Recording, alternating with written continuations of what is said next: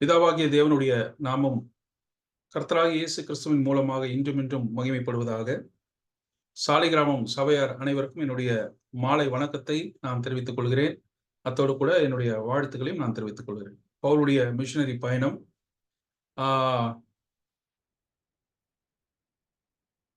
நம்மை ஆவிக்குரிய வாழ்க்கையில் கிறிஸ்துவை நோக்கி செல்லக்கூடிய பாதையில், நம்முடைய இலக்கை நோக்கி செல்லக்கூடிய விதங்களில் இதையெல்லாம் நம்மை உற்சாகப்படுத்தக்கூடியதாக பவுலுடைய பயணம் அமையும். நீங்கள் கூர்ந்து படித்து நீங்கள் வருவீர்கள் என்று சொன்னால் அது நிச்சயமாக அந்த விதமாக இருக்கும் என்பதில் எந்த விதமான ஐயமும் இல்லை. இப்ப நம்ம வகுப்புக்கு போலாம். சென்ற வாரம் அப்போஸ்தலனாகிய பவுல் அந்தியோகியாவிலே பிரசங்கித்த அந்த பிரசங்கத்திலிருந்து நான் உங்களுக்கு சில விளக்கங்களை கொடுக்க வேண்டியதாக இருந்தது. அது அவசியமும் கூட. ஏனால் அப்போஸ்தலனாகிய பவுல் அத்தனை பட்டத்தில் இதோடு அவர் பேசுகிறார். வேறு எங்கும் அப்போஸ்தலனாகிய பவுல் பேசியதை நாம் பார்க்க முடியாது. ஜெப ஆலயத்தில் அவர் என்ன பேசினார் என்பது நமக்கு தெரியவே தெரியாது. இந்த ஒரு நிகழ்வு இல்லை என்று சொன்னார். லூக்கா இதை பதிவிட்டு நமக்கு கொடுத்திருக்கிறார். பவுலுடைய பிரசங்கம் எதன் அடிப்படையில் இருந்தது என்பதை நாம் புரிந்து கொள்வதற்கு இந்த அப்போஸ்தலர் நடவடிக்கையில் இருக்கக்கூடிய 13வது அதிகாரத்தில் இருக்கக்கூடிய பிசிதியின் அந்தியோகியில அப்போஸ்தலனாகிய பவுல் பேசின உரையாற்றின அந்த விஷயத்தை நாம் கவனமாக கூர்ந்து படிப்போம் என்று சொன்னால், பவுல் எதை கொண்டு யூதர்களோடும் புற இனத்தவரோடும் தன்னுடைய சுவிசேஷ வசனத்தை பேசினார் என்பதை நாம் பார்க்க முடியும். தொடர்ந்து அந்த பிரசங்கத்தை நாம் இன்று நிறைவு செய்து பின்பு நாம் பவுலுடைய முதல் ஊழிய பயணத்துடைய நிறைவை நோக்கி நாம் சென்று முடிக்கலாம். இப்பொழுது நாம் தொடரலாம்.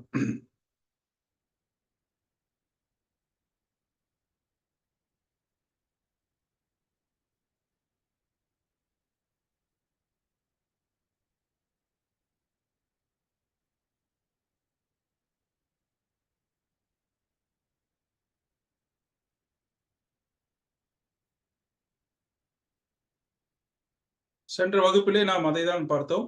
நம்முடைய நம்பிக்கை எதுவாக இருக்கிறது? பவுலுடைய பிரசங்கத்திலே உயிர்த்தெழுதலை பற்றி அவர் குறிப்பாக பேசினார். மேசியாவுடைய உயிர்த்தெழுதலும் அவரை விசுவாசிக்கக்கூடியவர்களுடைய உயிர்த்தெழுதலையும் பற்றி அவருடைய பிரசங்கம் இருந்தது. அதற்கு அவர் பழைய ஏற்பாட்டில் ஆபிரகாமிலிருந்து அவர் நிறைய மேற்கோள்களை சொல்லி அவர் இணைத்து எப்படி பேசுகிறார் என்பதை குறித்து நாம் சிந்தித்தோம். இன்றைய வகுப்பிலே அதை தொடர்ந்து பாருங்கள், பவுலுடைய பிரசங்கத்தினுடைய படிநிலைகளை கவனிக்க வேண்டும். பாருங்க, பவுலுடைய பிரசங்கத்தில் எது இருந்துச்சு? முக்கியமா அது இருந்துச்சு. மேசியாவின் உயிர்த்தெழுதல் அவர் சொன்னார். அவரை விசுவாசிக்கும் யூதர்களுக்கான உயிர்த்தெழுதலை பற்றி சொன்னார். இப்ப பாருங்க, இந்த வசனத்துல 13:39 பவுல் இப்படியாக ஒரு ஆர்குமெண்ட் கொண்டு வரார். மோசேயின் நியாய பிரமாணத்தினாலே நீங்கள் எவைகளில் என்று விடுதலையாகி நீதிமான்கள் ஆக்கப்படக்கூடாது இருந்ததோ. இப்ப இந்த வசனத்தை பாருங்க, விசுவாசிக்கிற எவனும் என்ற வார்த்தையை பயன்படுத்துகிறார். விசுவாசிக்கிற எவனும் இவைகளினின்று இவராலே விடுதலையாகி நீதிமானாக்கப்படுகிறான் என்று உங்களுக்கு தெரிந்திருக்க கடவுதுன்னு தன்னுடைய பிரசங்கத்துல இன்னொரு படிநிலையை அவர் கொண்டு வரார். முதல் மேசியாவுடைய உயிர்த்தெழுதலை பற்றி பேசினார். அவரை விசுவாசிக்கக்கூடிய யூதருடைய உயிர்த்தெழுதலை பற்றி பேசினார். நாம் பார்த்தோம், ஆபிரகாம், மோசே, யோபு, இவர்கள் எல்லாம், தாவீது, இவர்களுடைய நம்பிக்கையெல்லாம் அவருடைய உயிர்த்தெழுதலை பற்றி இருந்தது. இப்பொழுது யூதர்கள் அல்லாத ஒரு எவனும் என்ற வார்த்தையை பவுல் இங்கே கையாளுகிறார். ரோமர் 3:21 பவுல் இதை சொல்லுகிறார். நியாயப்பிரமாணம் இல்லாமல் தேவ நீதி வெளியாக்கப்பட்டிருக்கிறது என்று சொல்லி 22ஆம் வசனத்திலே விசுவாசிக்கிற எவர்களுக்குள்ளும் எவர்கள் மேலும் அது பலிக்கும் என்று சொல்லுகிறார். அதில் வித்தியாசம் இல்லை. ஆங்கிலத்தில் வாசிக்கும் போது அழகாக இருக்கிறது. This righteousness given through faith in Jesus Christ to all who believes. There is no difference between Jew and Gentile. இதுதான் பவுலுடைய முக்கியமான ஒரு பிரசங்கத்தினுடைய கட்டத்திற்கு அவர் வருகிறார். இப்போ அவரை விசுவாசிக்கும் எவருக்குமான உயிர்த்தெழுதல் என்ற படிநிலையை வைக்கிறார். புரியுதுங்களா? அந்த படிநிலைகள் என்று சொல்லும் பொழுது பவுலுடைய பிரசங்கத்துல ஆர்குமெண்ட்ல அவர் ஒன்னொன்னா சொல்லிட்டே வராரு. உயிர்த்தெழுதலை பத்தி மேசியா இயேசு கிறிஸ்து அவர் உயிர்த்தெழுந்தார், அவர் விசுவாசிக்கக்கூடியவர்கள் உயிரோடு எழுந்திருப்பார்கள். இப்பொழுது அவர் விசுவாசிக்கக்கூடிய யாவரும் எழுந்திருப்பார்கள், யூதர்கள் அல்லாத மற்றவர்களை பற்றியும் பவுல் இங்கே குறிப்பிடுகிறார். பவுலுடைய எச்சரிக்கை பாருங்க, 13:41 ஒரு பழைய ஏற்பாட்டினுடைய வசனத்தை அவர் மேற்கோள் காட்டுகிறார். ஆபகுக் 1:5 வசனம், 1வது அதிகாரம் 5வது வசனத்தில் அவர் குறிப்பிடுகிறார். அசட்டைக்காரரே பாருங்கள், பிரமித்து அழிந்து போங்கள், உங்கள் நாட்களில் ஒரு கிரியையை நான் நடப்பிப்பேன், ஒருவன் அதை உங்களுக்கு விவரித்து சொன்னாலும் நீங்கள் விசுவாசிக்க மாட்டீர்கள் என்று சொல்லி இருக்கிறபடி உங்களுக்கு நேரிடாதபடிக்கு எச்சரிக்கையா இருங்கன்னு சொல்லி ஒரு எச்சரிப்பை கொடுக்கிறார். ஒரு இன்சிடென்ட்ட சொல்லி அவர் வந்து எச்சரிக்கிறார். இதுக்கும் அவர் பேசின பிரசங்கத்துக்கும் என்ன லிங்க் இருக்குன்றத தான் நம்ம கண்டுபிடிக்கணும், பார்க்கணும். பாருங்க, ஆபகுக்குடைய டைம் பீரியட் வந்து யூதர்கள் சிறைப்பட்டு போவதற்கு 586 வருஷத்துல சிறைப்பட்டு போறாங்க. 612ல இருந்து அவர் தீர்க்க தரிசனம் உரைத்துட்டு வர்றாரு. அந்த டைம் பீரியட்ல யூதர்களுக்கு தான் பேசுறாரு. யூதர்களுக்கு என்ன பேசுறாருன்னா, எப்பா நீங்க ஒரு விஷயத்த கரெக்டா கீப் அப் பண்ணலன்னா நீங்கள் அழிந்து போவீர்கள் என்று சொல்லும்போது, பிரமித்து அழிந்து போவீர்கள். இன்னொரு விஷயமா அது நடக்க போகுது. நான் அதை சொன்னாலே நீங்க விசுவாசிக்க மாட்டீங்கன்னு சொல்றது வந்து எதை பத்தி சொல்றாருன்னா, தேவாலயத்தினுடைய அழிவை பற்றி தான் சொல்றாரு. ஏன் அது நடக்குது? பாருங்க, தேவாலயம் கல்தையர்களால் விரைவில் அழிக்கப்படும் என்று ஆபகுக் தீர்க்கதரிசியால் சொல்லப்பட்டதை பவுல் மேற்கோள் காட்டுகிறார். யூதன் புறஜாதியான் இருவரும் தேவனால் ஏற்றுக்கொள்ளப்படுவார்கள் என்கின்ற தேவ திட்டத்தை சொல்லும் தேவாலயம் அழிக்கப்படுவதற்கு காரணம் யூதர்கள் மற்றவர்களை தங்களுக்கு சமமாக ஏற்றுக்கொள்ள நினைக்காததும் ஒரு காரணம். தேவாலயம் அழிக்கப்பட்டதுக்கு காரணம் இல்ல சிறைபிடிக்கப்பட்டதுக்கு போனது காரணம் வந்து அவங்க புறஜாதிகளை சமமா எண்ணாதது மட்டும் ஒரு காரணம் இல்ல. நிறைய காரணம் இருக்கு. உடன்படிக்கை அவர்கள் மீறி நடந்தாங்க. இந்த விஷயங்கள்லாம் இருந்தது. அப்படி இருக்கும்போது யூதர்களை மட்டும் சிறைபிடித்து கொண்டு போக சொல்லி இருக்கலாம். அவங்கள மட்டும் பாபிலோனியர் வந்து சிறைபிடித்து கொண்டு சென்று இருக்கலாம். ஆனால் தேவாலயம் ஏன் அழிக்கப்பட வேண்டும்? ஆண்டவருடைய பிளானை சொல்லக்கூடிய அது ஒரு இன்னொரு பாடத்துல நம்ம பார்க்கலாம். தேவாலயமே வந்து யூதனும் புறஜாதியனும் ஒன்றாக சொல்லக்கூடிய தேவனுடைய திட்டத்தினுடைய ஒரு வரைபடம், ப்ளூ பிரிண்ட். இவங்க அதை நிராகரித்த உடனே அதை ஏற்றுக்கொள்ளாத பொழுது தேவாலயத்தை ஆண்டவர் அழித்தார், தீக்கிரையாக்கினார். இந்த நிகழ்வை தான் பவுல் இங்க மேற்கோள் காட்டுறார். அப்போ இந்த வசனத்தை அதான் சொல்றேன், தங்களுக்கு சமமாக ஏற்றுக்கொள்ள நினைக்காததும் ஒரு காரணம். அவர்கள் உடன்படிக்கைக்கு கீழ்ப்படியில, ஓய்வு நாளை கை கொள்ளல, ஓய்வு வருஷங்களை கை கொள்ளல, உடன்படிக்கை மீறும் போது தண்டனை வந்தது. ஆனால் அந்த தண்டனை தேவாலயம் வரையும் செல்வதற்கு காரணம் அவர்களுக்கு இருந்த மனநிலைமை. மற்ற புறஜாதி மக்களை அவர்கள் ஏற்றுக்கொள்ளவில்லை, சமமாக கருதவில்லை. பாருங்க, நீங்களும் அப்படியே எண்ணம் கொண்டால் சொல்லி இப்போ கண்டெம்பரரியா நிகழ்காலத்துல டக்குன்னு பவுல் பேசுறார். நீங்களும் அந்தப்படியே என்று சொல்லுகிறார். அந்தப்படி எண்ணம் கொண்டால் உங்களுக்கும் அதே போல நேரிடும் என்று எச்சரிக்கிறார். அப்போ லிங்க் ஆகுதுங்களா? அப்போ என்ன நடந்துச்சு? யூதர்களாகி நீங்க அதே போல செஞ்சீங்கன்னா அதே நடக்கணும்னா என்னது? தேவாலயம் அழிக்கப்படும் என்ற ஒரு விஷயத்த சொல்றார். நடந்துச்சா? எஸ். AD 70 நடந்தது. தேவாலயம் இடிக்கப்பட்டதுக்கு காரணம் யூத மக்களுடைய ஒரு பிடிவாத குணம். அவங்களுடைய அந்த ஒரு விஷயத்துல வைராக்கியமா இருப்பாங்க. புறஜாதிகள் அவங்க ஒருபோதும் தங்களுக்கு சமமா நினைக்கவே மாட்டாங்க. யூத மதத்துக்கு மாறினவர்களை கூட அக்செப்ட் பண்றாங்க. ஆனா சமமாக அக்செப்ட் பண்ணுவாங்களான்னு கேட்டா இல்லவே இல்லை. முடியாது, அவங்களால பண்ண மாட்டாங்க. அது போல ஒரு குணம் படைத்தவர்களாக அவங்க இருந்தாங்க. பவுல் அதுக்கு தான் எச்சரிக்கிறார். நீங்களும் அப்படிப்பட்ட எண்ணம் கொண்டால் என்று சொல்லும் போது நம்ம அதை கனெக்ட் பண்ணிக்கலாம். உங்களுக்கும் அதே போல நேரிடும் என்று சொன்னார். அதே போல தேவாலயம் தீக்கிரையாக்கப்பட்டது, அழிக்கப்பட்டது. இப்போ அடுத்த வசனத்துல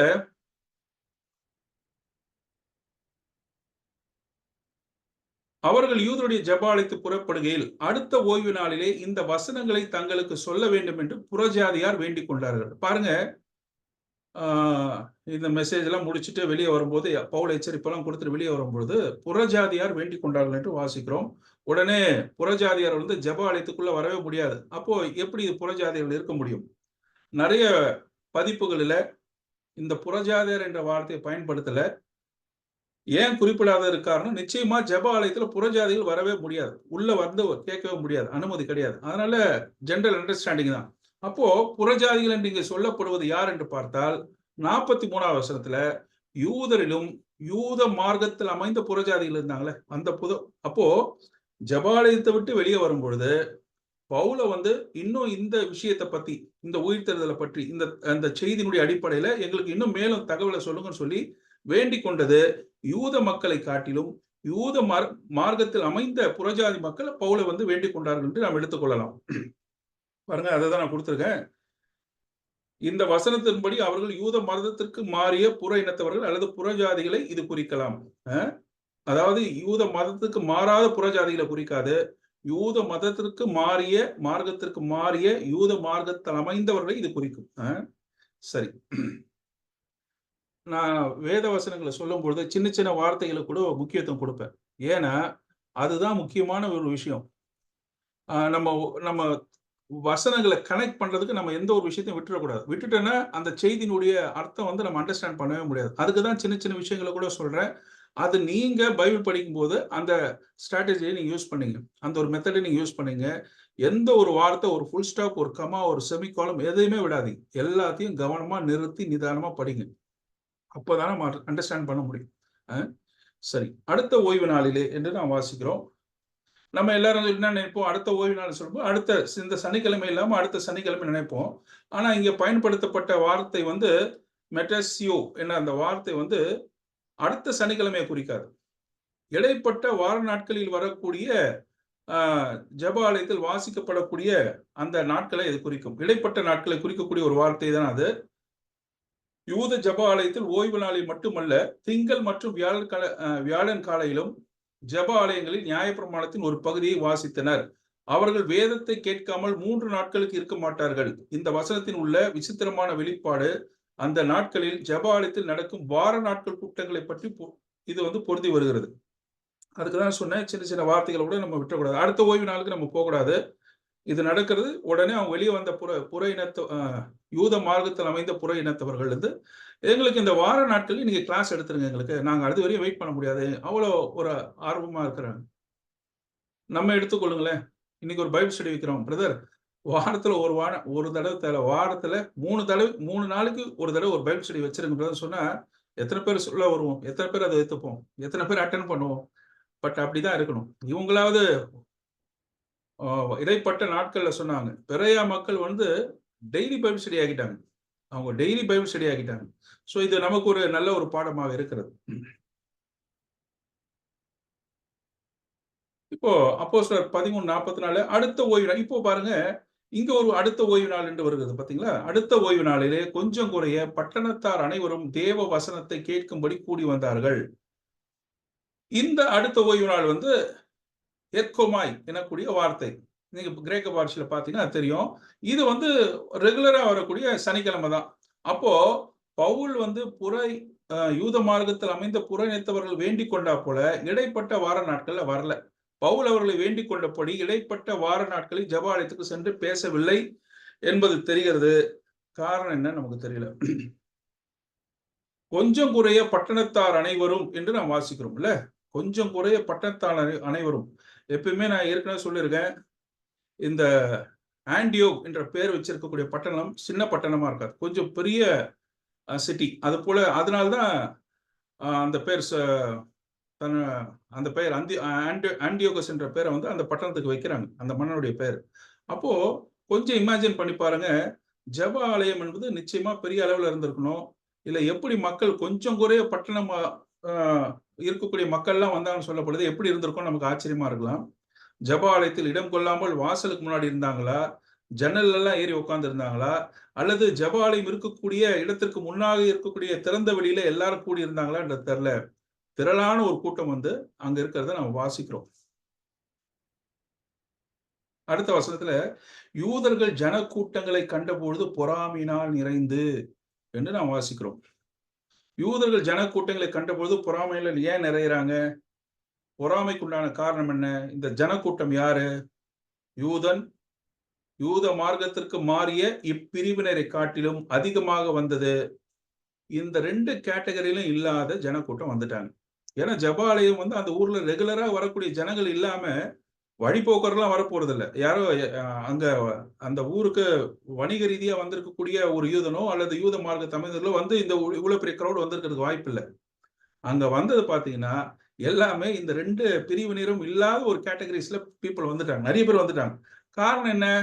பவுல் தான் சொல்லிட்டாரே, அவரை விசுவாசிக்கும் எவருக்குமான உயிர்த்தெழுதலை பற்றி பவுல் பிரசங்கித்த செய்தியினுடைய தாக்கம் இதெல்லாம் வெளிய போயிருக்கும். வெளிய போய் பேசியிருப்பாங்க. யூத மார்க்கத்தில் அமைந்த புறஜாதி மக்கள் தங்களுடைய சொந்தக்காரங்க எல்லாம் பேசியிருப்பாங்க. எப்பா இது போல ஒரு விஷயம் இருக்கு. நீங்க எல்லாம் வாங்கன்னு சொல்லி கூப்பிட்டுருப்பாங்க. அந்த அழைப்பின் பேரில் அந்த செய்தியை கேட்பதற்கு பெரும் திரளான கூட்டம் வந்து சேர்ந்துட்டாங்க ஜெப ஆலயத்துல. இப்போ யூதர்களுக்கு பொறாம, பவுலினால் சொல்லப்பட்டவைகளுக்கு எதிரிடையாக பேசி விரோதித்து தூஷித்தார்கள். இப்போ நீங்க கான்டெக்ஸ்ட் படி என்ன புரிஞ்சுக்கலாம்? பவுலால் சொல்லப்பட்டவைகளுக்கு எதிரிடையாய் பேசின்னு சொல்லும்போது, பவுல் பேசின உயிர்த்தெழுதலை பற்றி அவர்கள் ஏற்றுக்கொள்ளவில்லை. பாருங்க நான் குடுத்திருக்கேன். எதிரடையா பேசும்போது கான்ட்ரடிக்ட், என்ன ஆப்போசிட்டா என்ன பேசுறோமோ அதுக்கு ஆப்போசிட். சதுசேயர்கள் உயிர்த்தெழுதலை என்று சாதிக்கிற சதுசேயர் என்று வாசிக்கிறோம்.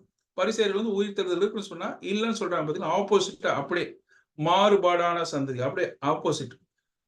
அது போல பேசக்கூடியவர்கள். பவுல் அப்போஸ்தலர் நடவடிக்கை 28வது அதிகாரத்துல முதல் வீட்டு காவலில் இருக்கும் பொழுது ரோமாபுரியில் இருக்கக்கூடிய யூதர்கள் வராங்க. யூதர்கள் பவுலை பார்க்கும் பொழுது பவுல் கையில பேசின ஒரு வார்த்தை என்ன தெரியுமா? எங்கும் இந்த மத பேதத்துக்கு, அதாவது யூத மத பேதத்திற்கு, மதம் என்று சொன்னால் வழி, பேதம் என்று சொன்னால் பிரிவு, இந்த மத பிரிவிலே இருக்கக்கூடிய வைகளுக்கு விரோதமாக பவுலை நீ பேசுறது நாங்க கேள்விப்படுறோம். அதாவது உயிர்த்தெழுதல் புறஜாதிகளுக்கும் இருக்கு, புறஜாதிகளும் சமமாக இருப்பார்கள் என்று சொல்லக்கூடியதை நாங்க கேள்விப்படுறோம். அதை பத்தி உங்களுடைய அபிப்பிராயம் என்ன சொல்லுன்னு சொல்லி இந்த இடத்துல பேசுறாங்க. அப்போ இந்த எதிரடையாய் பேசினா ஜஸ்ட் ஆப்போசிட். அதை ஞாபகம் வச்சுங்க. ஏன் ஆப்போசிட் என்ற வார்த்தையை சொல்றேன்னா, பவுல் பேசின உயிர்த்தெழுதலுக்கு மாத்திரமாக அவர்கள் பேசினார்கள் என்று நம்ம புரிந்து கொள்ளலாம். விரோதித்து தூஷித்தார்கள், கேவலமான மொழியை பயன்படுத்தினார்கள், அல்லது உண்மையை ஒற்றுக்கொள்வதற்கு அவங்க ஏற்றுக்கொள்ள அது போல நிலைமையில இருந்தாங்க. பவுலுடைய பிரசங்கம் தெளிவாக இருந்தது. புறஜாதிகள் சுவிசேஷத்தினாலே உடன் சுதந்திரராக இருக்க போகிறார்கள், அவர் பண்ணின வாக்கு தத்தத்துக்கு உடன் பங்காளிகளாக இருக்க போகிறார்கள் என்பது பவுலுடைய பிரசங்கம். அதுதான் அவருடைய செய்தி. இதற்கு எதிரடியாக தான் அவங்க பேசுறாங்க. இப்படி நான் கொடுக்கிறேன். எல்லா மனித இனத்தையும் ஒரே சலுகைகளில் அனுமதிக்கும் போதனை அவர்களுக்கு அருவருப்பானது. யூதர்களாகிய தங்களுக்கும் யூத மார்க்கத்திற்கு மாறியவர்களுக்கும் மோசேயின் நியாயப்பிரமாணத்துக்கு உட்பட்ட நிலையில் சில மாற்றங்களை சகித்துக் கொள்ள முடியும். ஆனால் புறஜாதிகள் தேவனுடைய பூர்வ மக்களாகிய தங்களுடன் சமமாக இருக்க வேண்டும் என்பதை அவர்களால் தாங்கிக் கொள்ளவே முடியவில்லை.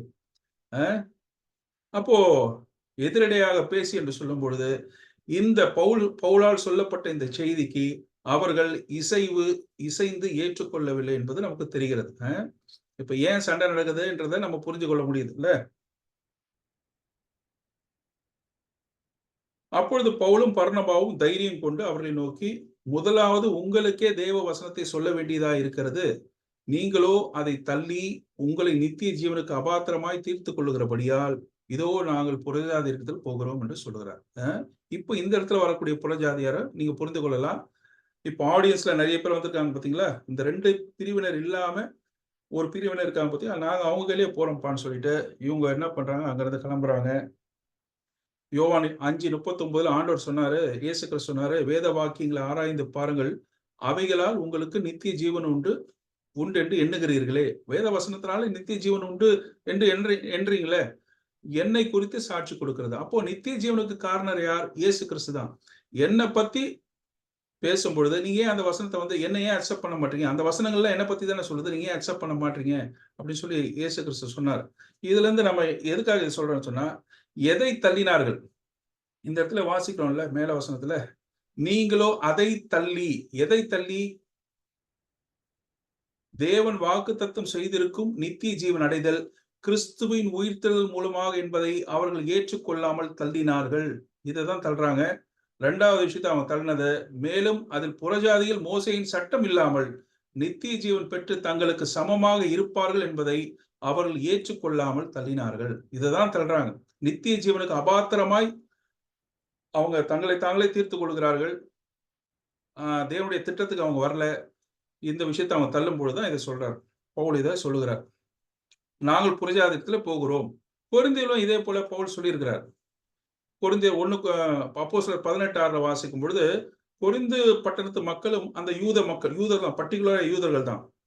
அவர்கள் எதிர்த்து நின்று தூஷித்த பொழுது அவன் தன் வஸ்திரங்களை உதறி, உங்கள் இரத்த பலி உங்கள் தலையின் மேல் இருக்கும், நான் சுத்தமாயிருக்கிறேன், இது முதல் புறஜாதியத்துக்கு போகிறேன் என்று சொல்றாரு. எப்படி இருந்தாலும் தன்னுடைய இனத்தாராகிய யூதர்களுக்காக கண்ணீர் வடிக்கக்கூடியவர் தான் நம்ம பவுல். அதனால ஃபர்ஸ்ட் முடிந்த அளவுக்கு யூதர்களுக்கு சொல்றாரு. ஆனா அவங்க ரிஜெக்ட் பண்றாங்க. ரிஜெக்ட் பண்ணோன்னா அவர் என்ன பண்றாரு, புறஜாதிகளுக்கு எடுத்து போறாரு. ரோமர் 11:5 இப்படியா பவுல் சொல்றார், அவர்களை தள்ளி விடுதல். இப்போ இவங்க தள்ளினாங்க, அந்த தேவனுடைய செய்தியை இவங்க வேணான்னு தள்ளினாங்க. ஆனா ஆண்டவர் அவங்களை வேணான்னு தள்ளிட்டாருன்னு பவுல் சொல்றார். அவர்களை தள்ளி விடுதல் உலகத்துக்கு ஒப்புரவு ஆக்குதல் இருக்க என்று சொல்கிறார். அப்போ அவங்க தள்ளப்பட்டதுனால தான் நம்ம இப்ப சேர்க்கப்பட்டிருக்கோன்றதை நம்ம மறந்துடக்கூடாது. ஸோ இந்த பவுலால் சொல்லப்பட்ட அந்த செய்தியை அவர்கள் தள்ளினார்கள். அவர்கள் தள்ளினதனால் நாம் இப்பொழுது தேவனோடு ஒப்புரவாக்கப்பட்டிருக்கிறோம். கிறிஸ்துவின் கடிந்து கொள்ளுதல், இந்த விஷயத்தை நான் ஞாபகப்படுத்துறேன். பவுல் பாருங்க, தன்னுடைய வாழ்நாட்கள்ல கூட இருந்த பொழுது கூட அவர் மனம் திரும்பாத பட்டணத்தை குறித்து எப்படி கடிந்து கொள்றாருன்றதை நீங்க பாருங்க. கோரசினே உனக்கு ஐயோ, பெத்சாய்தாவை, இதெல்லாம் கலிலேயா பகுதியில் இருக்கக்கூடிய பட்டணங்கள். உங்களில் செய்யப்பட்ட பலத்த செய்கள் தீருவிலும் சீதோனிலும், புறஜாதி மக்கள் தான் பத்தி பேசுறாரு. அப்போ பவுல் மட்டும் பேசல, பவுலுக்கு இந்த ஐடியாலஜி ஏன் புறஜாதியத்துல போகிறோம் என்று சொல்லும் பொழுது இயேசு கிறிஸ்துவும் அதே தான் சொன்னார். இந்த விஷயத்தை உங்க கையில செய்த அற்புதம் அடையாளங்களை எல்லாம் நான் புறஜாதி மக்களிடத்துல செய்திருப்பேன் என்று சொன்னால் அவங்க எல்லாம் மனம் திரும்பி இருப்பாங்க. சோதோமிலே செய்திருந்தால் அவங்க எல்லாரும் என்ன பண்ணுவாங்க, இந்நாள் வரைக்கும் அந்த சோதம் அழிந்திருக்காது, நினைச்சிருப்பாங்க. சோதோம்ல உங்களுக்கு சொல்லப்பட்ட சுவிசேஷமோ தேவனுடைய வசனங்களோ அடையாளோ அற்புதங்களோ அன்னைக்கு சோதோம்ல செய்யப்பட்டிருந்ததுன்னா சோதம் அழிந்திருக்காது, இன்னைக்கு வரையும் இருக்குன்னு சொல்றாரு. அடுத்தது சொல்றாரு, யோனாவின் காலத்தில் எடுத்துங்க, நினிவே பட்டணத்தார் மனம் திரும்பினார்கள் பிரசங்கத்தை கேட்டு. புறஜாதி மக்கள்லாம் மனம் திரும்புறாங்க, நீங்க ஏன் மனம் திரும்ப மாட்டீங்கன்றத சொல்றாரு. அப்போ இதுல என்ன சொல்ல வரேன்னா, மேசியாவிற்குண்டான அடையாளங்களை கண்டும் இவங்க அதை அக்செப்ட் பண்ணல. யூதர்கள் அக்செப்ட் பண்ணவே இல்லை. மேசியாவை இயேசு கிறிஸ்துவாக அவங்க அக்செப்ட் பண்ணல. அதனால இந்த விஷய தகவலை உங்களுக்கு சொல்றேன். இப்ப பாருங்க 13:47 வந்துடலாம். இன்னொரு பழைய ஏற்பாட்டுடைய மேற்கோளை காட்டுறாரு. ஏசாயா 49:6, நீ பூமியின் கடைசி பரியந்தமும் ரட்சிப்பாய் இருக்கும்படி உம்மை ஜாதிகளுக்கு ஒளியாக வைத்தேன் என்கின்ற வேத வாக்கியத்தின்படி கர்த்தர் எங்களுக்கு கட்டளை இட்டிருக்கிறபடி இப்படி செய்கிறோம்னு சொல்றாரு.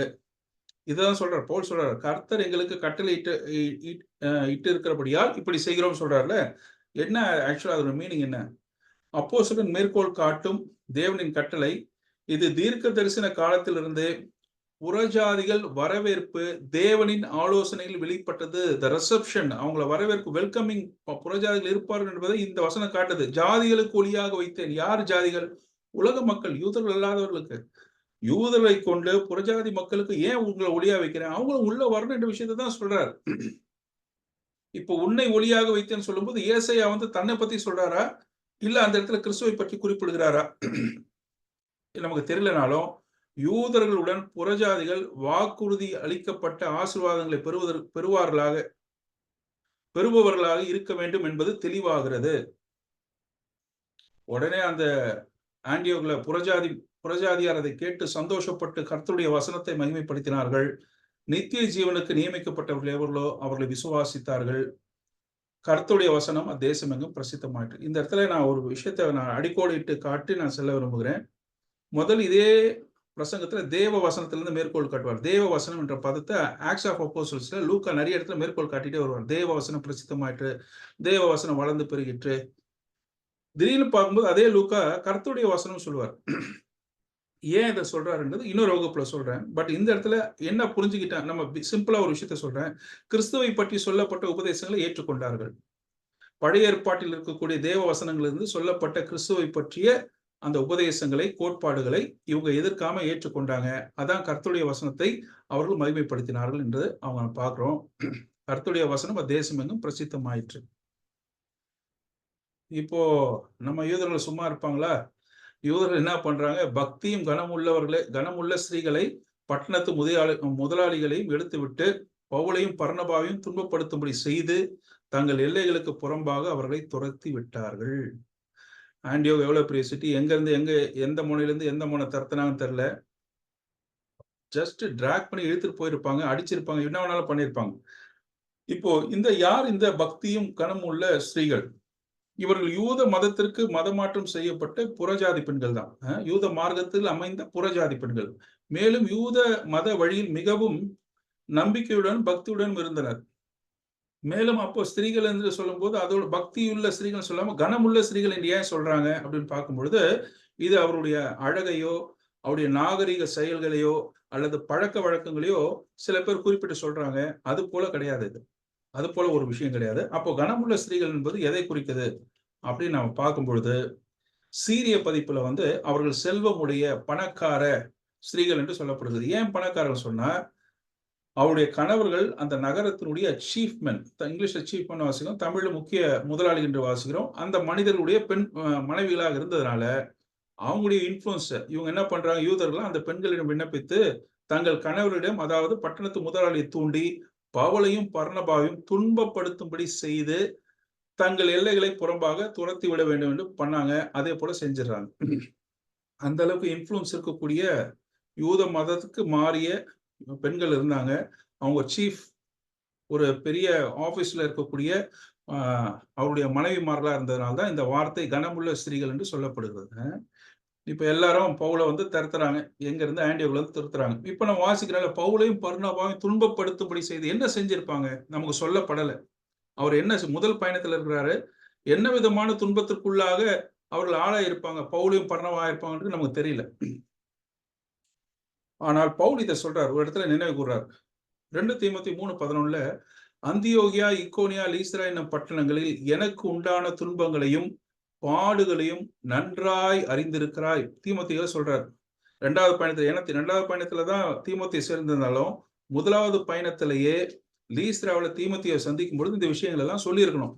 எவ்வளவு துன்பங்களை சகித்தேன், இவை எல்லாவற்றிலும் கர்த்தர் என்னை நீங்களாகி விட்டார் என்ற நிகழ்வு அவரு எப்ப சொல்றாரு, தன்னுடைய கடைசி நிருபமாகிய தீமோத்தேயுக்கு எழுதின 2வது நிருபத்துல சொல்றாரு. அப்போ எந்த அளவுக்கு அவரை பாதிச்சிருக்கும், அவர் எந்த அளவுக்கு அந்த துன்பம் அவர் சகித்திருப்பார். நமக்கு சொல்ற பவுல், நீங்க பாத்தீங்கன்னா லூக்காவுடைய ஒரு பியூட்டி என்னன்னா, பவுல் பட்ட பாடுகள் நிறைய விஷயத்த சொல்லியே இருக்க மாட்டார். நான் ஏற்கனவே சில வகுப்புக்கு முன்னாடி நான் சொல்லியிருக்கேன். அதை சிம்பிளா அப்படியே ஸ்கிப் பண்ணிட்டு போயிட்டே இருப்பார். ரொம்ப பெரிய பாடுகளுக்கு மத்தியில பவுல் போயிருப்பாரு, அதை சொல்லவே மாட்டார். ஒண்ணு, பவுல் அதை அவர்களை சொல்லியிருக்க மாட்டாரு. லூக்கா அந்த இடத்துல அவசியம் கருதி இருக்க மாட்டாரு, அதை சொல்லல அவர். அப்போ இந்த இடத்துல வந்து பவுலுடைய நினைவு நீங்காமல் இருந்தது. எல்லையை விட்டு தடுத்துறாங்க. ஒருவேளை கொரிந்தியர்ல நம்ம வாசிக்கிறோம், 11ல வாசிக்கிறோம்ல, அதிகமாய் அடிப்பட்டவன், அதிகமாய் காவலில் வைக்கப்பட்டவன், ஒருவேளை அடிக்கப்பட்டிருக்கலாம். 5 முறை அடிக்கப்பட்ட இடத்துல இந்த இடத்துல அடிக்கப்பட்டிருக்கலாம், நமக்கு சொல்லப்படவில்லை. எப்படி வேணாலும் இருக்கலாம். இப்போ 13:51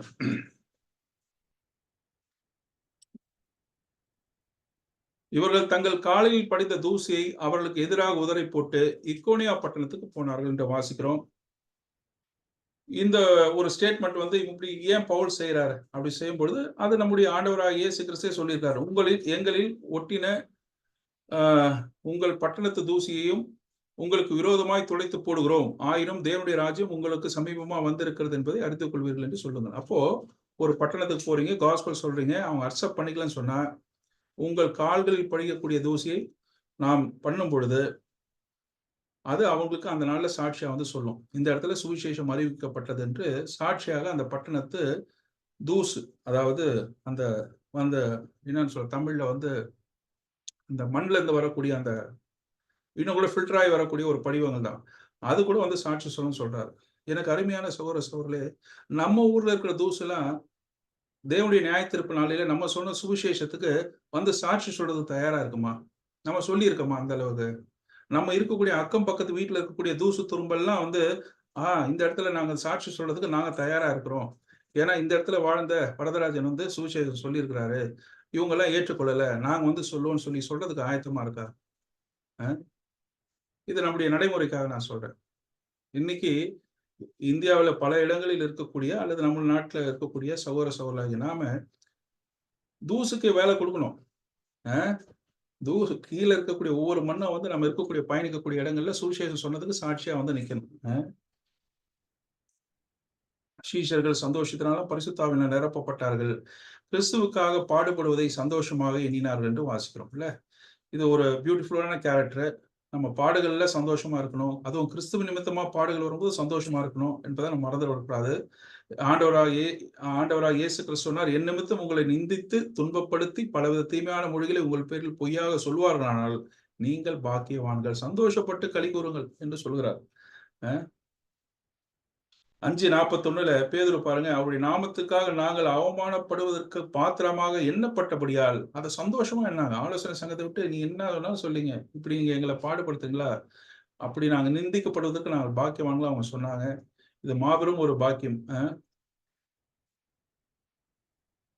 இப்போ 14:1 இக்கோனியா பட்டணத்துக்கு அவங்க வராங்க. இருவரும் யூதருடைய ஜெபாலயத்துக்கு பிரவேசித்து யூதரிலும் கிரேக்கரிலும் திரளான ஜனங்கள் விசுவாசிக்கத்தக்கதாய் பிரசங்கித்தார்கள். இப்போ மேப்ல நம்ம பாக்குறோம், பிசிடியன் ஆண்டியோக்ல இருந்து இக்கோனியா இந்த இடத்துக்கு வராங்க. ஏறக்குறைய ஒரு 152 கிலோமீட்டர் டிராவல் பண்ணி வராங்க. அங்க இருந்து 152 கிலோமீட்டர் டிராவல் பண்றாங்க. இந்த இக்கோனா என்று சீரியர்கள் இதை சொல்லுகிறார்கள்.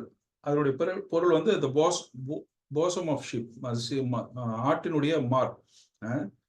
இதை சுற்றியுள்ள நாடு அதிக எண்ணிக்கையிலான ஆடுகளுக்கு உணவளிப்பதில் பிரபலமானது. இப்ப பாருங்க, இந்த வசனத்துல நான் ரொம்ப நிறைய விஷயத்தை எம்பசைஸ் பண்ண விரும்பல. பாருங்க, இந்த சொற்பதங்கள்லாம் பாருங்க. யூதருடைய ஜெப ஆலயம் சொல்லும்போது நான் சொன்ன வகுப்புல நீங்க மைண்ட்ல வச்சிருந்தீங்கன்னா, அப்போ இந்த இக்கோனியாவுல ஜெப ஆலயத்துல எப்படி அமைப்பு இருந்திருக்குன்றதுலாம் உங்களுக்கு ஞாபகம் இருக்கும். அடுத்தது பாருங்க, யூதரிலும் கிரேக்கரிலும் என்ற பதம் திருப்பி ரிப்பீட் ஆகுது பாருங்க. யூதர்கள் யார், கிரேக்கர்கள் யார்? இந்த இடத்துல யூத மார்க்கத்துக்கு அமைந்தவர்களை பற்றி சொல்வது, புறஜாதிகளை பத்தி சொல்லலை. ஏன்னா ஜெப ஆலயத்துல இருக்கிறாங்க. அடுத்தது விசுவாசிக்கத்தக்கதாக பிரசங்கித்தார். என்ன பிரசங்கித்திருப்பாரு? இதுக்கு ஒரே ஒரு ஐடியாலஜி, இந்த 13வது அதிகாரத்தை தான் நம்ம எடுத்துக்க முடியும். அப்ப இந்த சொற்பதங்கள்லாம் வரக்கூடிய இடங்கள்ல பவுல் என்ன பேசியிருப்பார்ன்றத லூக்கா இந்த சொற்பதங்களின் மூலமாக குறுக்கி அத சுருக்கமாக சொல்லி அவர் அப்படியே போயிடுறாரு. அவர் என்ன பேசினார்ன்றதெல்லாம் லூக்கா சொல்லல. விசுவாசியாத யூதர்கள் இங்கேயும் வந்து பாத்தீங்கன்னா, புறஜாதியருடைய மனதை எழுப்பி விட்டு பகை உண்டாக்கினார்கள். எம்பிட்டர் கசப்பை உண்டாக்கினார்கள். விசுவாசத்திற்கு கீழ்ப்படியாமல் மனதை காயப்படுத்துவதோடு அதற்கு எதிராக உணர்வுகளை எழ செய்யக்கூடிய ஒரு விஷயம்தான். இங்கிலீஷ்ல ஈஸியா வருது. But the Jewish who refuse to believe stir up the Gentile and poison their mind. அவங்கள மைண்டே வந்து கரெக்ட் பண்ணிடுறாங்க. அந்த அளவுக்கு இந்த பகை உண்டாக்கினார்கள் என்று நாம் பார்க்கிறோம். 14:3 அப்போஸ்தலர் 14:3ல அவர்கள் அங்கே அநேக நாள் சஞ்சரித்து கர்த்தரை குறித்து முன்னிட்டு தைரியம் உள்ளவர்களாய் போதகம் பண்ணினார்கள். பாருங்க, நீங்க பகை உண்டாக்குங்க, மத்தவங்கள கரெக்ட் பண்ற மாதிரி செய்து தூண்டுதல் செய்து கலவரம் உண்டாக்குங்க, எது வேணாலும் பண்ணுங்க. ஆனா அங்கே அநேக நாள் சஞ்சரித்து பவுலுடைய தைரியத்தை இங்க நம்ம பார்க்கிறோம். 13வது அதிகாரத்துல வாசிக்கிறோம். அவங்க பவுல் தைரியம் உள்ளவர்களா, பவுலும் பர்னபாவும் தைரியம் உள்ளவர்களா பேசினதை அங்க பார்க்கணும். பவுல் எளிதிலே பயப்படக்கூடியவர் அல்ல. தைரியசாலி தான். நீரோவுக்கு முன்னாடி நின்று சாட்சி கொடுத்தவராச்சே. அகரிப்பாவுக்கு முன்னாடி சாட்சி கொடுக்கிறாரு. பெஸ்துக்கு முன்னாடி பேசுறாரு. ஃபேலிக்ஸ் முன்னாடி பேசுறாரு. ஆலோசனை சங்கத்துக்கு முன்னாடி பேசுறாரு. அலெக்சாண்டர் கொரிந்து பட்டத்துல இருக்கக்கூடிய அதிபதிக்கு முன்னாடி பேசுறாரு. எங்க நின்று பேசினாலும் அவர் தயங்கினதே கிடையாது. பிலிப்பு 1:12 1:21 வாசிக்கிறோம். எல்லா இடங்களிலும் நான் எப்பொழுதும் போல மிகுந்த தைரியம் உள்ளவனாய் அவர் பேசுறார். எப்பயுமே தைரியசாலியா தான் பவுல் இருந்தாரு. அது ஆண்டவருடைய குணமும் கூட. 4:18 பேதுருவோடு சம்பந்தப்பட்ட விஷயத்தை நம்ம பார்க்கிறோம். இப்பொழுதும் கர்த்தாவே அவர்கள் பயம்புறுத்தல்களை தேவரீர் கவனித்து, என்னதான் பயந்தாலும் பேதுரு பயப்படவே இல்லை.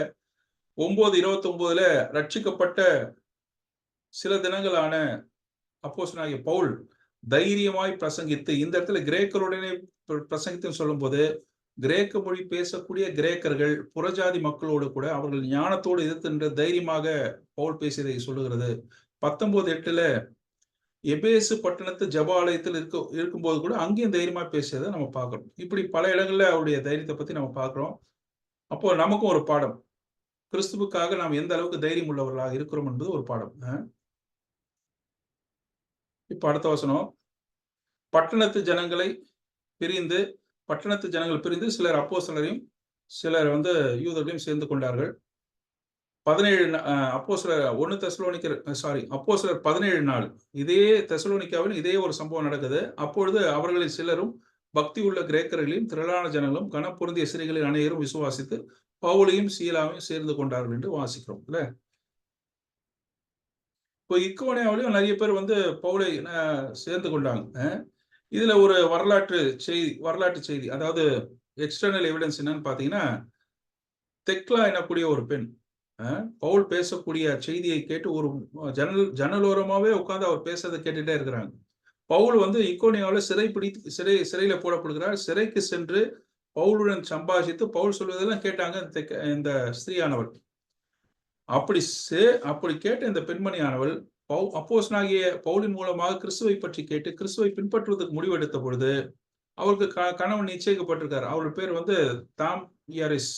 அவர் வந்து பிக்ஸ் பண்ணியிருக்காங்க. ஆனா இவ என்ன பண்றா, கிறிஸ்துவை பின்பற்றுவதற்காக தன்னுடைய திருமணம் நடக்கவில்லை என்றாலும் பரவாயில்லைன்னு சொல்லி பவுலை பின்பற்றி அவங்க போறாங்க. நிறைய பாடுகளை உட்படுத்தி இருக்கிறாங்க. பவுலும் ஜெயில இருந்திருக்காரு, அவங்களுக்கும் நிறைய பாடுகள் இருந்திருக்கு. ஆனாலும் பவுலோடு கூட அவங்க பயணித்து அவங்க செலூக்கியாவில் வந்து இருந்ததா தகவல் சொல்லப்படுகிறது. 90 வயசு வரையும் இருந்திருக்கிறாங்க. அவங்க திருமணமே ஆகல கடைசி வரையும். கிறிஸ்துவுக்காக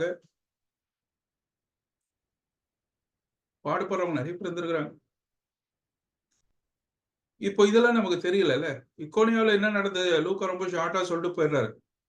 ஆனால் இது போல நிறைய பேர் பவுலை சேர்ந்தபோது அவங்களுக்கும் நிறைய சஃபரிங் இருந்துச்சு. கிறிஸ்துவை பின்பற்றக்கூடிய நிலைமையில அவங்க நிறைய பாடுகளை சகிக்க வேண்டியதாக இருந்தது. அதுல ஒரு பெண்மணி தான் தெக்கலா என்ற பெண்மணியும். லூக்கால ஆண்டவர் சொன்ன மாதிரி நான் பூமியிலே சமாதானத்தை உண்டாக்க வந்தேன் என்று நினைக்கிறீர்களோ, சமாதானத்தை அல்ல பிரிவினையே நான் உண்டாக்க வந்தேன்னு சொல்றேன். இதுதான் பிரிவினை. நாம் கிறிஸ்துவுக்காக நாம் நிற்கும் பொழுது நிச்சயமாக பிரிவினை வரும். அது குடும்பத்தில் வரலாம், ஆபீஸ்ல வரலாம், எங்க வேணாலும் வரலாம். நாம் கிறிஸ்துவுக்காக நிற்க வரும்போது we have to suffer. சரி. 14:5 இவர்களை அவமானப்படுத்தவும் கல்லெறிய வேண்டும் என்று புறஜாதியாரும் யூதரும் அதிகாரிகளும் அமளி பண்ணுகையில் என்று வாசிக்கிறோம். அமளி பண்ணுதல் சொல்றதுன்னா ஒரு மாப், ஒரு கேங்ஸ்டர் பண்ணக்கூடிய ஒரு வேலையெல்லாம் அவன் பண்ணிட்டு இருக்கான். யார் யூதர்கள் எல்லாம் பண்றாங்க. கல்லெறியணும்னு சொல்றதுனால திருப்பியும் நம்முடைய நினைவுக்கு தான் பவுல் 2 கொரிந்தியர் 11 சொல்லக்கூடிய சில அவமானங்களை இங்கே பட்டிருக்கலாம். அதிகமா அடிபட்டிருக்கலாம், காவலில் வைக்கப்பட்டிருக்கலாம், எது வேணாலும் நடந்திருக்கலாம். இதிலிருந்து தூண்டுதல் யூதர்களிடமிருந்து வந்ததை காண்கிறோம். கல்லெறிதல் என்பது தெய்வ நிந்தனைக்கான தண்டனை முறையாகும். மேலும் அவர்கள் அப்போஸ்தலரின் போதனையை தேவதூஷணமாக பிரதிநிதித்துவப்படுத்துறதுனால இப்படி சொல்றாங்க. தேவதூஷணமாக கருதிட்டாங்க. நீ தேவதூஷணம் சொல்லிட்டு கல் அடிக்கிறதுக்கு அங்க வந்துட்டாங்க. எங்க? இக்கோனியாவில். நான் கொஞ்சம் ஸ்பீடா போறேன், டைம் இல்லை. இப்போ 14:6 இவங்க லிக்கோனியா நாட்டில் உள்ள லீஸ்திராவுக்கும் தெர்பைக்கும் அவர்கள் வந்தாங்க. இதுதான் இந்த மேப்ல பாருங்க. அந்த இந்த லிக்கோனியா இருக்கு. இப்போ இதுக்கு முன்னாடி லிக்கோனியான்னு இதுக்கு பேரு. ஆனா பவுல் வரும்போது இந்த கலாத்தியா வந்து வட கலாத்தியா, இந்த பக்கம் தென் கலாத்தியாவா மாறிடுது. இதுவும் கலாத்தியா பகுதியாவா பின்னாடி இருக்கக்கூடிய நிலையில மாறிடுது. ஏன் லூக்கா இந்த லிக்கோனியா என்ற பெயரை சொல்கிறான்னு சொன்னால், அவர் சரித்திர ஆசிரியராக இருப்பதனால அவர்கள் பயணிக்கக்கூடிய இடங்கள் எல்லாம் அதுக்கு முன்னாடி என்ன பேர் இருந்துச்சு, முக்கியத்தை ஏன் அதை படுத்துறாங்க, லீஸ்திரா என்ற பேர் வந்து அதுல இருந்து தான் வந்தது. அதனால அதை சொல்றதுக்காக லிக்கோனியா என்ற விஷயத்தை அவர் சொல்றாரு. லிக்கோனியா பாஷை அங்க பேசுறாங்க, அதனால அந்த வார்த்தையை சொல்லியிருக்கலாம். இது ஒரு வெற்று மற்றும் மந்தமான பகுதி. நீர் இந்த பகுதிக்கு போதுமானதாக இல்லை. வறட்சியான பகுதி தான். எப்போதாவது வெள்ளம் ஏற்படுகிறது. தண்ணீர் கூட பணத்திற்கு விற்கப்பட்டதாக ஸ்ட்ராபோ வரலாற்று ஆசிரியர் சொல்றார். இந்த இடத்துல தண்ணீர் கூட பணத்துக்கு விற்பாங்கன்றதை சொல்றார். பவுலும் பர்னபாவும் இக்கோனியாவில் தங்குவதற்கு முன்னும் பின்னும் இந்த சமவெளியில் சில பகுதிகளுக்கு பயணம் செய்ததுன்னு சொல்றாரு. இப்போ இவங்க இக்கோனியால இருந்து லீஸ்திராக்கு வராங்க. இது பயணம் செஞ்சு வராங்க. லீஸ்திரா என்பது ஹீப்ரு மற்றும் சீரிக் மொழியில் ஆடுகளின் மந்தை அல்லது மந்தைகளின் நகரம் என்று இதற்கு பெயர். லீஸ்திரான்னு சொன்னா அதுதான் அர்த்தம். இது செம்மறி ஆடுகள் நிறைந்த ஒரு இடம். இப்போ கிட்டத்தட்ட ஏறக்குறைய ஒரு 37 கிலோமீட்டர் டிராவல் பண்ணி வராங்க. இக்கோனியால இருந்து 37 கிலோமீட்டர் டிராவல் பண்ணி வராங்க. இப்போ லீஸ்திராவை பற்றி நாம் படிப்பதற்கு முன்னாக ஒரு புராண கதையை நான் சொல்ல விரும்புகிறேன். பலருக்கு தெரிந்திருக்கலாம், தெரியாதவர்கள் இருக்கலாம். ஆனாலும் உங்களுடைய புரிதல் கருதி, ஏன்னா இந்த லீஸ்திராவில் நடக்கக்கூடிய நிகழ்வை நீங்கள் புரிந்து கொள்ளணும்னு சொன்னா இந்த நிகழ்வை கிரேக்க புராணத்தில் புரிந்திருக்க வேண்டிய அவசியம். அப்பதான் லீஸ்திராவை பற்றி நாம் புரிந்து கொள்ள முடியும். அந்த புராண கதையை நான் சொல்கிறேன். கிரேக்க மொழியில் ஜிஎஸ் அல்லது ஹெர்மிஸ் சொல்லக்கூடிய தெய்வங்கள் இருக்கிறாங்க. 10 கடவுள்ல இவங்க தான் டாப். ஜிஎஸ் வந்து அப்பா, ஹெர்மிஸ் வந்து பையன். லத்தீன் மொழியில வந்து யூபித்தர் இல்லைன்னா மெர்க்குரின்னு சொல்லுவாங்க. ஹெர்மிஸ் வந்து மெர்க்குரின்னு சொல்லுவாங்க. தமிழ்ல வந்து வியாழன் அல்லது புதன் என்று சொல்வார்கள். வியாழன் குரு பகவான் என்று சொல்லுவாங்கல்ல, வியாழன், அதுதான் அந்த கடவுளை தான் குரு பகவான் என்று சொல்வார்கள். வியாழ கிரகத்தை சேர்ந்தது. ஜிஎஸ் இவர் தான் வந்து ஹெர்மிஸ். ஜிஎஸ் வந்து பேச மாட்டார் எப்பயுமே. ஜிஎஸ் வந்து நிற்பாரு. ஹெர்மிஸ் தான் வந்து டிரான்ஸ்லேட்டர். ஹெர்மியோட்டிக்ஸ்னா அவர் தான் அவர் டிரான்ஸ்லேட் பண்றதுனால அவர் ஹெர்மிஸ் என்று சொல்றாங்க. அவர் தான் வேகமா ஓடக்கூடியவர். கையில அந்த கோல் இருப்பதை நீங்க பார்க்கலாம். இவர் குருவாகிய வியாழன் ஆகிய அல்லது ஜிஎஸ் ஆகிய அவருக்கு வாயாக இருந்து பேசக்கூடியவர் தான், டிரான்ஸ்லேட் பண்ணக்கூடியவர் தான் ஹெர்மிஸ். இது வந்து அவங்க கடவுள். இவங்க 2 பேரும் என்ன பண்றாங்க, இந்த லீஸ்திரா பகுதிக்கு, அந்த லிக்கோனியா பகுதிக்கு வந்து ஒரு நாள் வந்து மனித அவதாரத்தை கொண்டு வருகிறார்கள். வியாழன் மற்றும் புதன் ஆகிய கடவுள்கள் மனித பயணிகளாக மாறுவேடமிட்டு வருகை தருகின்றனர்.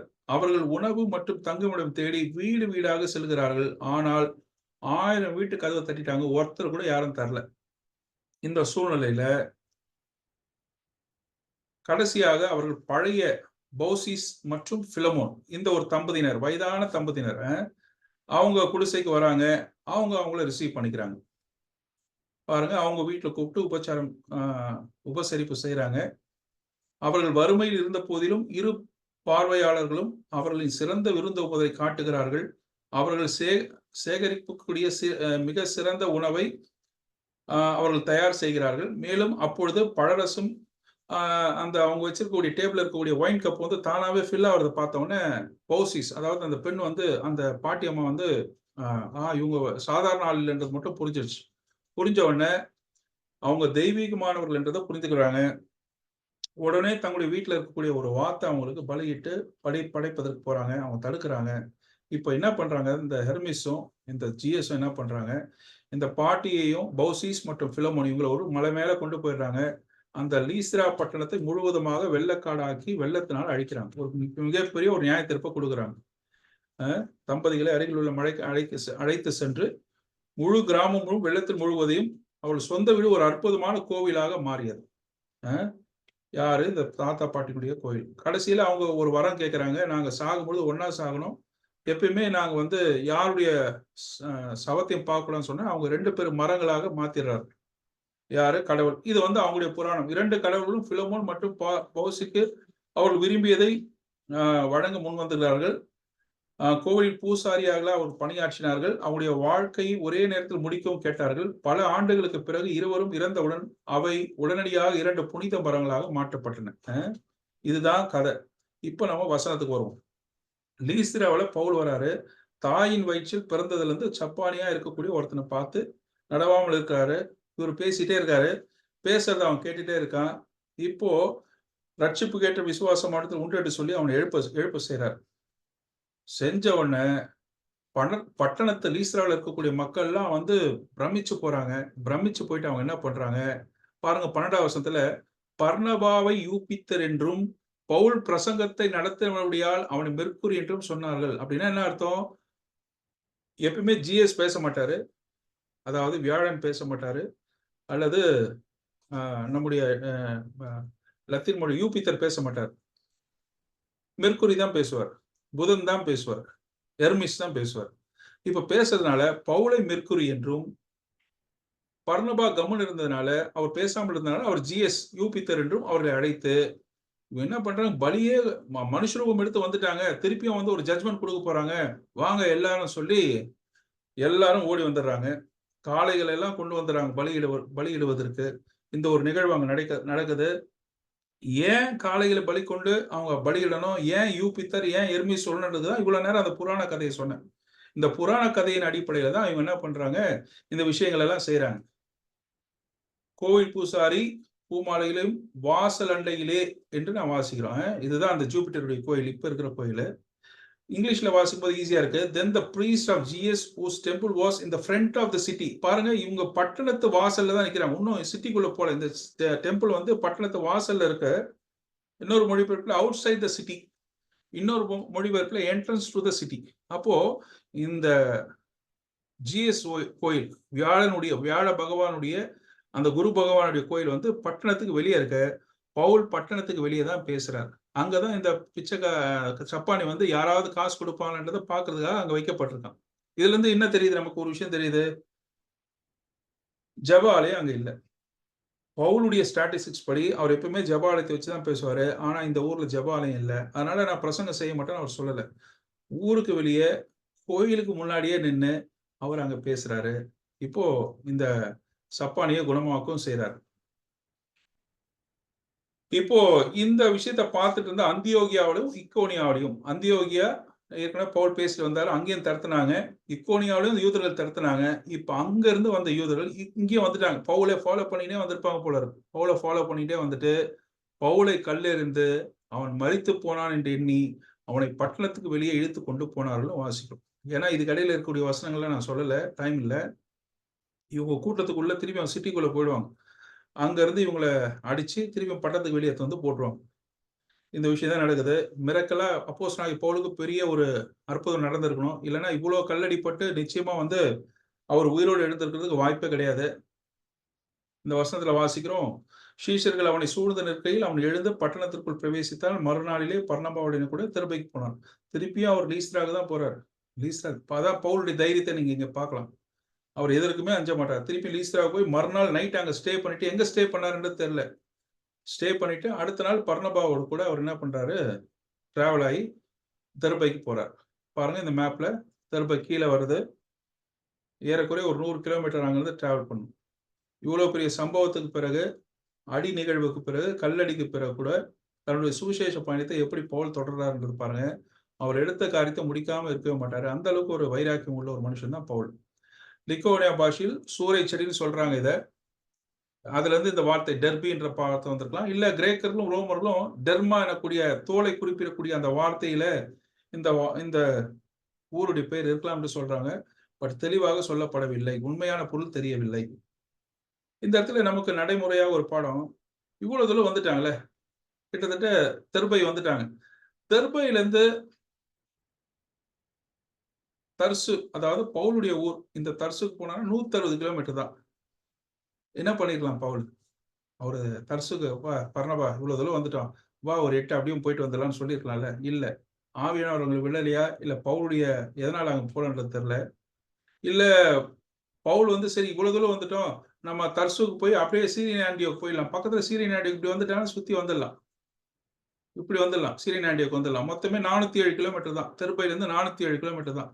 ஈஸியா போயிடலாம், வந்திருக்கலாம். ஆனால் பவுல் தன்னுடைய ஊழிய பயணத்தினுடைய நிறைவேற்றி முடிக்கக்கூடிய பணிகள்லாம் அப்படி தொக்கி நின்னதுன்னா அத முடிச்சு செய்யணும்ன்றதுனால அவர் என்ன பண்றாரு? திருப்பி ரிட்டர்ன் பேக் தான் போறாரு. வந்த வழியே தான் போறாரு.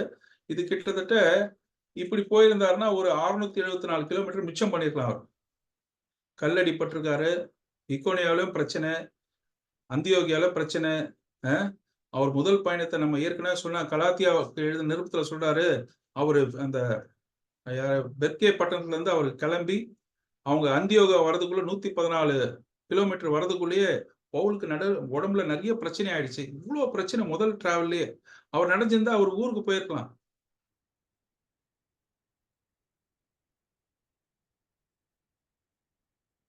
ஆனா பவுல் போல.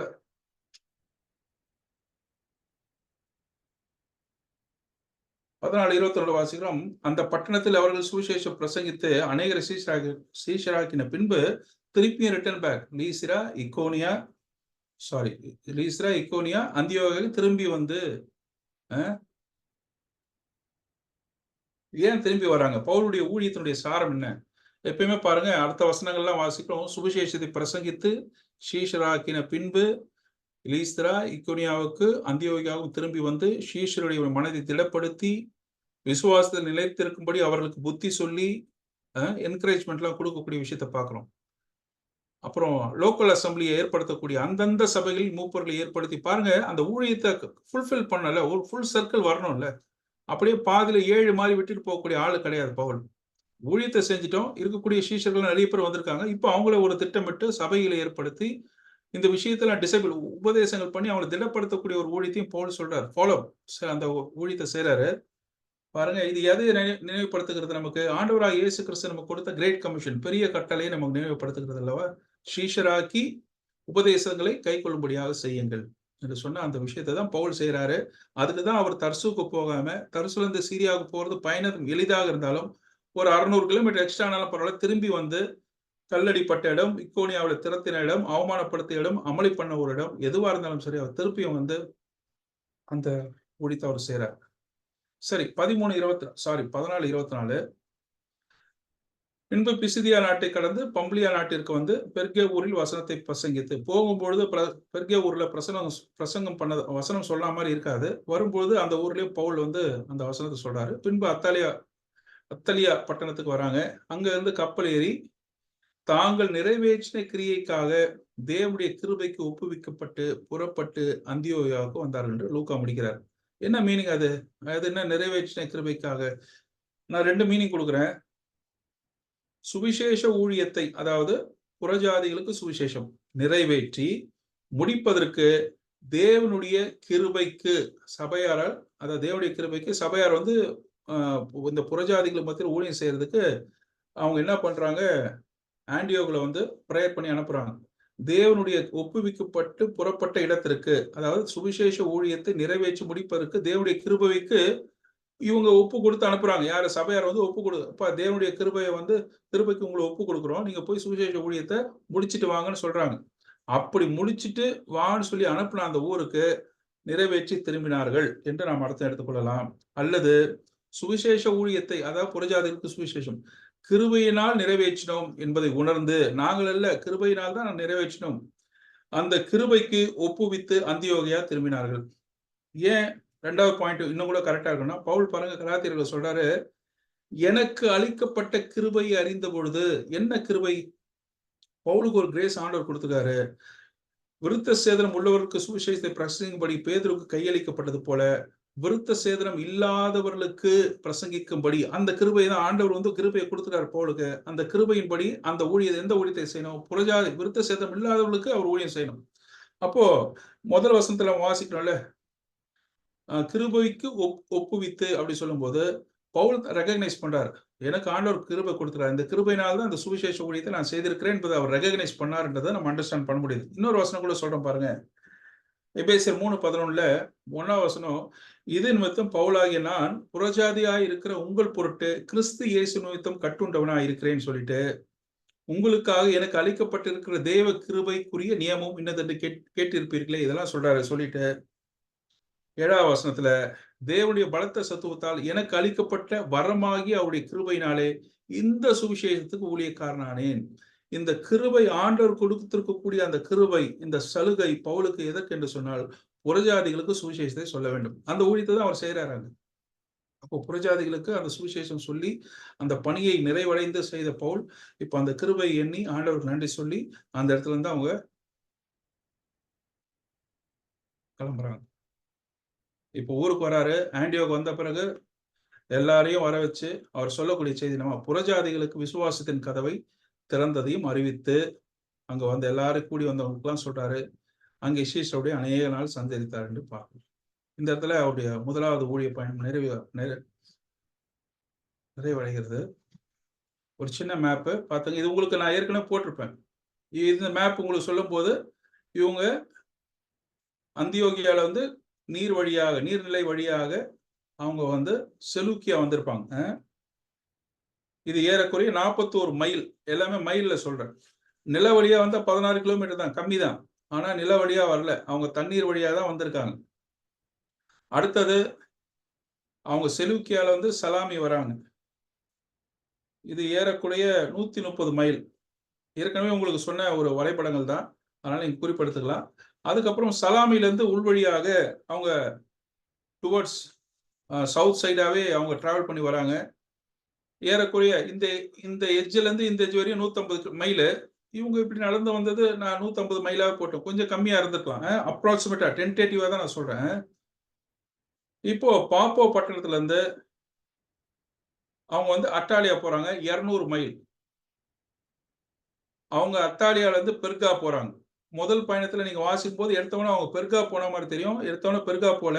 பெர்காவுடைய துறைமுகம் வந்து அத்தாலியா தான். அவங்க அத்தலியா தான் போறாங்க. அத்தலியால இருந்து பெர்கா போறாங்க. அது ஒரு 20 மைல்.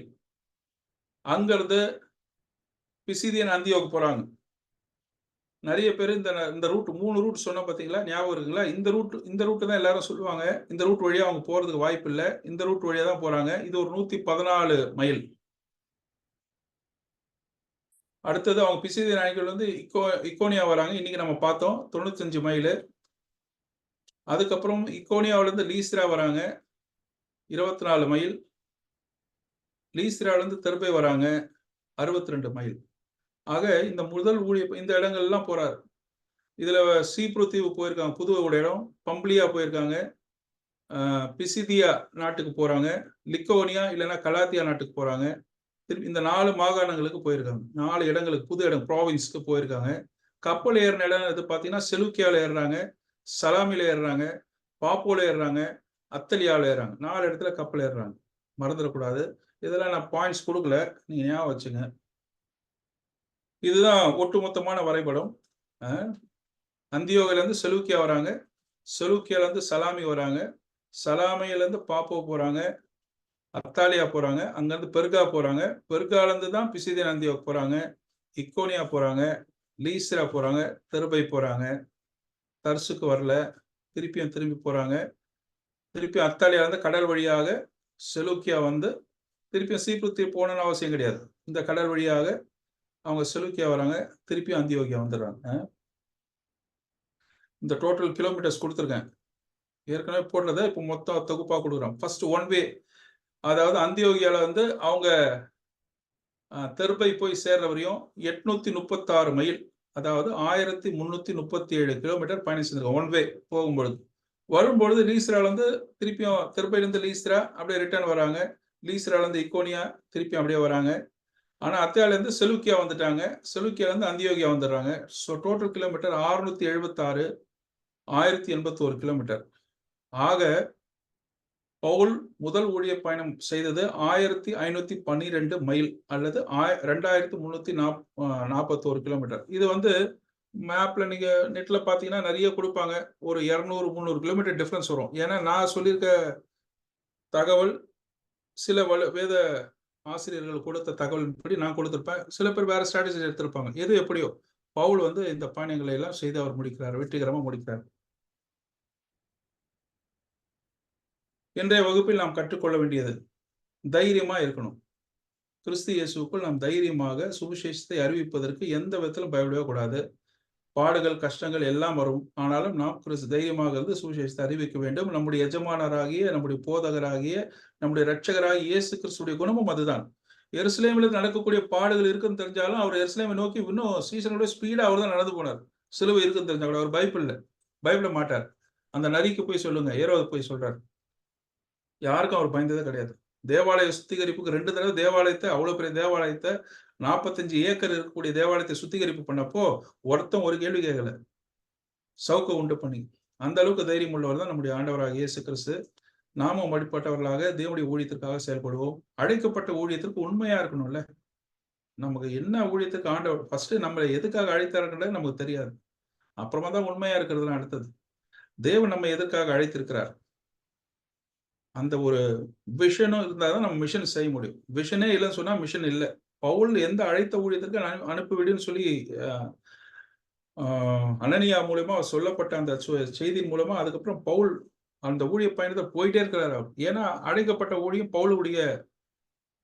பவுலுக்கு நன்றாக தெளிவாக தெரிந்ததுனால அந்த ஒரு ஸ்பீட் வந்துச்சு. கொடுக்கப்பட்ட ஊழியத்தை நிறைவேற்றணும், ஃபுல்ஃபில் பண்ணணும். அறகுறையா விட்டுட்டு வரக்கூடாது. பவுலுடைய லைஃப்பை பார்த்தோம். அவர் தர்சுக்கெல்லாம் போல. தர்சுக்கு போய் டைம் அம்மா அப்பாக்களை போயிட்டு வந்துருக்கலாம் போல அவர் தன்னுடைய ஊழியத்தை நிறைவேற்றுவதற்கே விரும்பினார். திருப்பியும் ரிட்டர்ன் போகும்போது அவருடைய பாடுகள் இருக்கும் வழியில. அதே ஊருக்கு தான் போறார். அவர் பயந்து போய் வேற ரூட்லாம் போறார். அதே இடத்துக்கு போறாரு. சபைகளை சீஷர்களுக்கெல்லாம் ஒரு வழிவகை ஏற்படுத்தி, மூப்பர்களை ஏற்படுத்தி, என்ன பியூட்டிஃபுல்லா ஒரு சபையை ஆர்கனைஸ் பண்றாரு அவர். ஏற்படுத்தி கொடுக்குறாரு. இதெல்லாம் நம்ம இன்னைக்கு கத்துக்கிட்ட பாடம். ஸோ இதுதான் முதல் பயணம். பவுலுடைய அப்போஸ்தலர் 13வது அதிகாரம் 2வது வசனத்திலிருந்து 14வது அதிகாரம் 28வது வசனம் வரைக்கும் நம்ம இவ்வளவு பயணங்களை பவுல் செய்த பயணங்களை பார்த்தோம். இதுல நிறைய விஷயம் கத்துட்டு இருப்போம். சிலதெல்லாம் நான் கொஞ்சம் எக்ஸ்ட்ராடினரியா கொஞ்சம் விளக்கம் கொடுத்துருக்கலாம். பட் அவசியம் இதெல்லாம் தெரிஞ்சாதான் நீங்க அடுத்த பயணங்களெல்லாம் நீங்க ஈஸியா கனெக்ட் பண்ணி படிக்க முடியுன்றதுக்காக இதெல்லாம் சொன்னேன்.